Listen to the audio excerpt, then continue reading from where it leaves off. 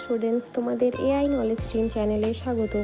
আজকের এই ভিডিওতে আমরা নবম শ্রেণীর ইতিহাসের পঞ্চম অধ্যায় 20 শতকের ইউরোপ এই অধ্যায়ের 2 মার্কের প্রশ্ন উত্তরগুলো মেইনলি আলোচনা করব। এর আগে আমরা এই অধ্যায়ের 1 মার্কের প্রশ্ন উত্তরগুলো আলোচনা করেছিলাম, যেটার ভিডিও আমি আগেই পোস্ট করেছি।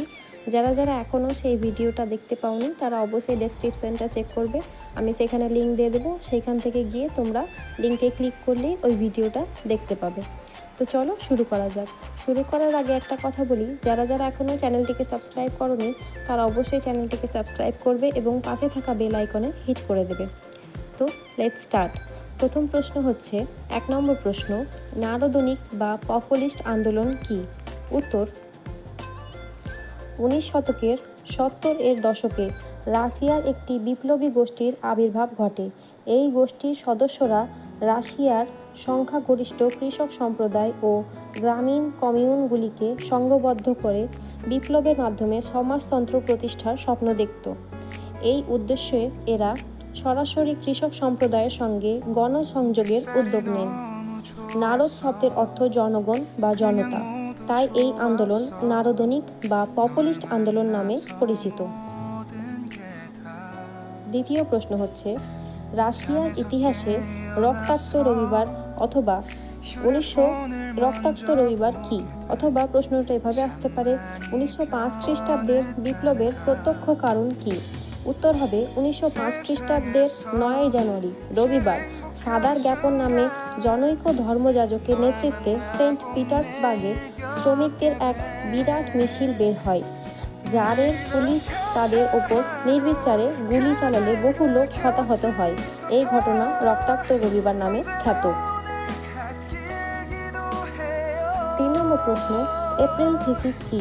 উত্তর, 1917 খ্রিস্টাব্দে মার্চে বুর্জোয়া বিপ্লবের পর বলশেভিক দলের নেতা লেনিন দলের কর্মীদের সামনে 1917 খ্রিস্টাব্দের এপ্রিল মাসে রাষ্ট্র ক্ষমতা দখল ও সমাজতান্ত্রিক সংস্কারের এক বিস্তৃত কর্মসূচি পেশ করেন। এটি এপ্রিল থিসিস নামে পরিচিত। 4 নম্বর প্রশ্ন, রেড গার্ড বা লাল ফৌজ কি? উত্তর, রাশিয়ার বলশভিক দলের সশস্ত্র স্বেচ্ছাসেবী বাহিনী রেড গার্ড বা লাল ফৌজ নামে পরিচিত। রেড গার্ডের সংগঠক নভেম্বর বিপ্লবের সময় রেড গার্ড রাজধানী পেট্রোগ্রাড শহর দখল করে নিলে বিপ্লব জয়যুক্ত হয়। 5 নম্বর প্রশ্ন, এনইপি বা নিউ ইকোনমিক পলিসি অথবা নয়া অর্থনীতিবাদ বলতে কি বোঝো? উত্তর হবে, 1917 খ্রিস্টাব্দে বলশভিক বিপ্লবের পর রাশিয়ায় ভয়াবহ অর্থনৈতিক সংকট দেখা দেয়। তাই লেনিন 1921 খ্রিস্টাব্দে বিশুদ্ধ সাম্যবাদের সঙ্গে কিছু ধনতান্ত্রিক প্রবণতার মিশ্রণ ঘটিয়ে যে নতুন অর্থনৈতিক নীতি প্রণয়ন করেন তা নয়া অর্থনীতি বা এনইপি নামে পরিচিত। 6 নম্বর প্রশ্ন, বিশ্ব অর্থনৈতিক মন্দা বলতে কি বোঝো? উত্তর, 1929 খ্রিস্টাব্দে অক্টোবর মাসে আমেরিকার নিউ ইয়র্ক শহরের ওয়াল স্ট্রিট শেয়ার বাজারে হঠাৎ ধস নামে এবং 2 মাসের মধ্যে মার্কিন ব্যাংক ও শেয়ার বাজারে বিনিয়োগকারীরা প্রায় $40,000 মিলিয়ন হারায়। এর প্রভাব গোটা বিশ্বের অর্থনীতিতে পড়ে, যা বিশ্ব অর্থনীতি মন্দা নামে পরিচিত। 7 নম্বর প্রশ্ন, নিউ ডিল বা নয়া ব্যবস্থা কি? উত্তর, আমেরিকান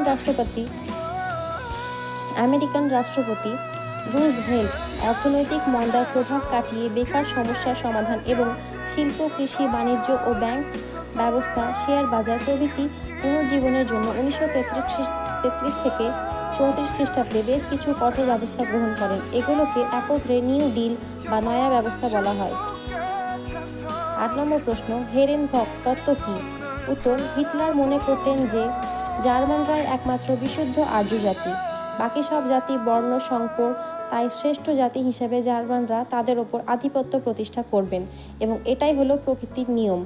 এই তত্ত্ব হেরেনভক তত্ত্ব নামে পরিচিত। 9 নম্বর প্রশ্ন, ভাইমার প্রজাতন্ত্র বলতে কি বোঝো? উত্তর হবে, কাইজারের দ্বিতীয় উইলিয়ামের পরাজয় ও পলায়নের পর জার্মানিতে ইভাটের নেতৃত্বে একটি প্রজাতান্ত্রিক সরকার প্রতিষ্ঠিত হয়।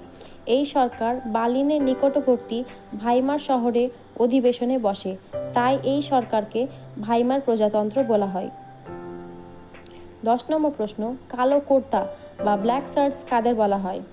উত্তর, মুসোলিনি কর্মচ্যুত সৈনিক ও বেকার যুবকদের নিয়ে একটি আধা সামরিক স্বেচ্ছাসেবক বাহিনী গড়ে তোলেন।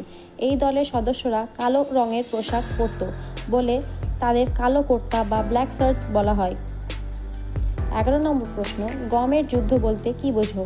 উত্তর, দেশের অর্থনৈতিক উন্নতির জন্য মুসোলিনি কৃষির ওপর গুরুত্ব আরোপ করেন এবং ফল অন্যান্য চাষ কমিয়ে গম উৎপাদনের দিকে বেশি নজর দেন। মুসোলিনি একে গমের যুদ্ধ বলেছেন। 12 নম্বর প্রশ্ন, ওয়াল ঘটনাটি কী? উত্তর, 1934 খ্রিস্টাব্দে আবিসিনিয়ারা ইতালীয় সোমালিল্যান্ডের সীমান্তে ওয়াল গ্রামে ইতালীয় ও আবিসিনীয় সেনাবাহিনীর এক খণ্ড যুদ্ধে কয়েকজন ইতালীয় সৈনিকের মৃত্যু ঘটে। এই ঘটনার অজুহাতে মুসোলিনি পরের বছর আবিসিনিয়া আক্রমণ করেন। এই ঘটনা ওয়াল ঘটনা নামে খ্যাত। 13 নম্বর প্রশ্ন, হোর লাভাল প্রস্তাব কী? উত্তর, 1935 খ্রিস্টাব্দে অক্টোবরে ইতালি আবিসিনিয়া বা ইথিওপিয়া আক্রমণ করে।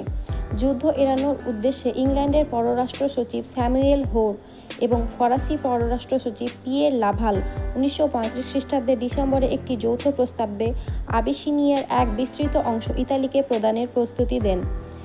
এটি হোর লাভাল প্রস্তাব নামে খ্যাত। এখানে লাভালে ভয়ে আকারটা দিতে ভুলে যাওয়া হয়েছে, এখানে ভয়ে আকারটা দিয়ে দিবে। এখানে আমাদের এটা হচ্ছে আজকের শেষ প্রশ্ন। যাদের এই ভিডিওটা ভালো লেগেছে তারা অবশ্যই ভিডিওটিতে একটি লাইক দিবে এবং চ্যানেলটাকে সাবস্ক্রাইব করবে। Thanks for